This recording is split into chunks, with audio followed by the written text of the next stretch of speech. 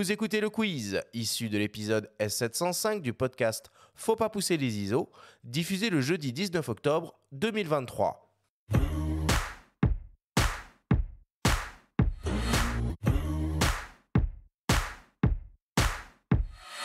Pierre-Marie, le principe du quiz est très simple. Nous avons reçu des questions de la part de nos auditeurs qui t'ont posées via notre compte Instagram, en lien ou non avec le sujet de cette émission. Nous en avons sélectionné quelques-unes et tu vas avoir seulement 30 secondes et pas une de plus pour tenter d'y répondre le plus clairement possible. As-tu bien compris la consigne ? Tout à fait. Alors, c'est parti. Première question qui nous vient de Claire Photographie. Il n'y a personne qui a déjà pensé à faire un 24-85 mm f1.4 constant pour clore une bonne fois pour toutes ce débat ? Ah non, là, je n'ai pas souvenir de ça. Il y a chez Canon un 28-70 f2, mais ouvrant un 1.4, un zoom, il n'y a pas. Et je pense que si la marque le fabriquait, on aurait certainement un objet qui ferait une vingtaine de centimètres, qui devrait aborder le 1,5 kg, voire 2 kg. Donc je pense que Claire Photographie, il faudrait qu'elle fasse de la muscu pour travailler avec son 24-85 1.4. Ce qui est déjà le cas du 28-70 f2 dont tu parles, qui est une optique fabuleuse, exceptionnelle, une optique vitrine qui est sortie en même temps que le premier R ouais. d'ailleurs, 2018, et qui est extraordinaire, mais alors qui pèse. Il y avait Sigma aussi qui a sorti des zooms à ouverture constante f1.8. C'était du temps de réflexe, c'était de la PSC. La PSC. Ouais. Mais c'était sexy ça, quand même. C'était super bon, oui. Deuxième question, qui nous vient de Étienne84. Avec mon zoom, c'est très très mou sur les bords de mes images, avec une grande ouverture. C'est pas vraiment une question, c'est plus une réflexion. Là. Oui, c'est ce que je disais tout à l'heure. Lorsque les zooms sont à pleine ouverture, ils sont comme une focale fixe lorsqu'elle est à pleine ouverture, même si en ce moment, c'est un petit peu moins flagrant parce que les progrès de l'optique ont amélioré tout ça. Dans les angles, à pleine ouverture, c'est souvent un peu mou. C'est comme ça. La construction optique privilégie le centre et laisse un petit peu les angles sur le côté pour des raisons de coût, pour des raisons de construction optique, pour avoir des formules qui soient économiques. Un zoom est toujours un compromis. Il faut faire varier le prix, l'encombrement, et puis la qualité optique. Donc c'est avec ces trois-là, on met tout ça dans le cahier des charges et on essaye à la sortie de faire au mieux. Et c'est pas... Voilà. Il faut réécouter à ce titre ce que disait Ronnie pendant l'émission, c'était tout à fait ça. En fait, il a très bien résumé la chose, c'est-à-dire qu'à un moment donné, on peut aller vers un 400 mm de 8 plutôt qu'un 150-600 et on aura la meilleure qualité du monde. Et c'est vrai qu'une fois qu'on a fait ce chemin-là, revenir en arrière, c'est très compliqué parce que les défauts, ils sont inhérents au zoom. Ça, c'est fatal, quoi. Troisième question qui nous vient de Le Petit Barbu.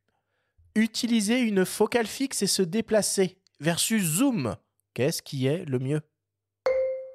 De toute façon, avec un zoom ou avec une focale fixe, il faut se déplacer. Parce qu'à partir du moment où on ne se déplace pas, on ne change pas. Le zoom, on peut quand même rester plutôt tranquille, quoi. Oui, mais tu fais un recadrage. Tu ne fais pas un changement du point de vue. Et ce qu'on oublie toujours, c'est que ce qui est important en photo, c'est le point de vue, c'est-à-dire la distance à son sujet. Et là, elle ne dépend pas de la focale. C'est plus qu'une histoire de point de vue, c'est une histoire de perspective aussi. Oui, mais c'est lié au point de vue. C'est-à-dire c'est ta distance à ton sujet qui fixe automatiquement. Après, évidemment, tes perspectives, mais c'est ton rapport. Donc... Oui, mais pourquoi ? Parce que le zoom rend feignant, en fait. C'est ça, parce que le zoom fait qu'un recadrage dans l'image. L'excès de confort fait que tu oublies de te déplacer et de voir d'autres choses, puisque, comme dit Arthur, à juste titre, tu peux jouer sur la perspective, mais ça suffit pas. Si on fait une image, on va juste simplifier. Si tu fais une image sur un zoom au 24, au 70, tu recadres l'image du 24 pour avoir le même cadrage que le 70, tu vas avoir la même image, puisque tu n'as pas changé d'endroit. Tu n'as pas changé ton point de vue, tu n'as pas changé ta distance, donc tu auras la même image. Bon, si on devait résumer cette émission, c'est achète-toi une focale fixe et zoom avec tes pieds. C'est un bon début. Ou un zoom et du scotch, et tu scotches la bague. Allez, dernière question, une question de mes soins, une question qui tue. Question qui vous est adressée à tous les deux, Pierre-Marie et Benjamin. Si dans votre sac photo, vous deviez, et évidemment jusqu'à la fin des temps, n'avoir que un zoom et une focale fixe, ce seraient lesquels et pourquoi ? Au moins, au focal fixe, ce serait un 28 mm pour sûr. C'est vraiment l'optique avec laquelle j'ai la sensation de pouvoir quasiment tout faire. En tout cas, la focale avec laquelle je suis le plus à l'aise. Et un zoom, ce serait le 150-600, parce que ça complète très bien le 28 mm. Et le 150-600 permet de faire beaucoup de choses, quoi. Pierre-Marie? Moi, ça serait un 35 mm, parce que j'ai toujours utilisé beaucoup. Et puis, donc en focale fixe. Et même pas forcément un grande ouverture, un f2, justement dans la série de chez Sigma, la série I, il y a un 35 f2 qui est bien. Elle est cool, la série. Ah Franchement, ouais. on parlait de plaisir, là. Ah oui, oui. Là, t'en as du plaisir. La hein. Pour construction. les yeux, pour les mains, t'en as partout du plaisir. La manipulation, c'est du plaisir, c'est important. Le contact, le métal, tout ça. Ouais, les bagues. Si je pouvais ajouter une deuxième focale fixe, je mettrais le 90. Non. Le 90 de la même série. Si, tu peux bien m'accorder ça, il est pas cher. Bah oui. En plus, c'est un De 2.8. Voilà. 2.8. Et donc, il revient sur un peu le principe de ce que je trouvais bien à l'époque aussi, d'avoir des focales fixes compactes. C'est pas parce que focale fixe ne veut pas forcément dire grande ouverture, ça peut être aussi compact.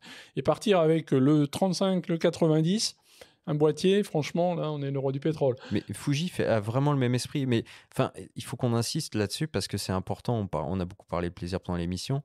Et cette construction, il faudrait vraiment que je pense, tous les constructeurs s'en inspirent. Sony commence à le faire. Ils font des petites focales fixes. Il y a un 40 mm f2.5, je crois, des choses comme ça, qui sont vraiment aussi très bien foutues, qui sont pas très chères et qui participent pleinement à éprouver du plaisir à manipuler ces modèles-là. Allez, on va conclure là-dessus. Merci beaucoup à tous les deux.